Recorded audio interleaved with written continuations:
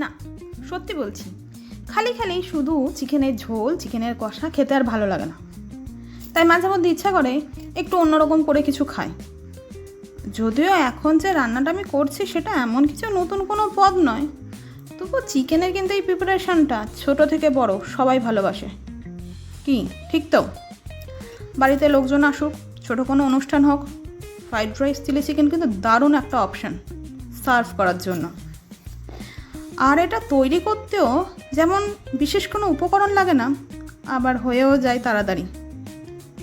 তবে হ্যাঁ, এটা ঠিক যে চিলি চিকেন রেডি হওয়ার আগে, চিলি চিকেনের পকোড়াগুলো যখন রেডি হয়, গরম তেল থেকে ওঠাবার আগেই একদম গালে চলে যায় সরাসরি।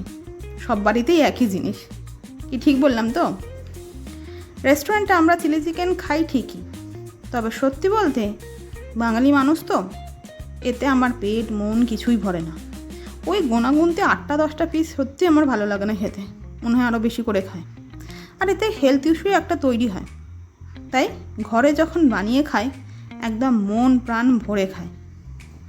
জানি না এই পথটা আদৌ চাইনিজদের তৈরি কিনা, কিন্তু বাঙালিরা এখন নিজেদের মতন করে তৈরি করে নিয়েছে। এটা বাঙালিদের কাছে খুব কাছের একটা পদ। মানে বলতে পারো ভাত, ডাল, মাছ, মাংস যেমন প্রিয়, চিলি চিকেনও তেমন প্রিয় হয়ে গেছে এখন সবার কাছে। এই পদটা প্রত্যেকেই নিজের মতন নিজের স্টাইলে করে, এক একজন এক এক রকম ইনগ্রেডিয়েন্ট দেয়। আমি আমার মতন করলাম, জানি না কতটা সুন্দর হলো। তোমাদের তো আমি টেস্ট করাতে পারছি না, শুধু ক্যামেরায় দেখাচ্ছি। তবে আমি খেয়ে জাস্ট অবাক, দারুণ হয়েছিল, কিন্তু ফাটাফাটি হয়েছিল। আর আমিই তো করেছি, ভালো খারাপ যাই হোক, আমার খেয়ে স্যাটিসফ্যাকশান মানে অন্যদেরও ভালো লাগবে, আশা করি ভালো লাগবে।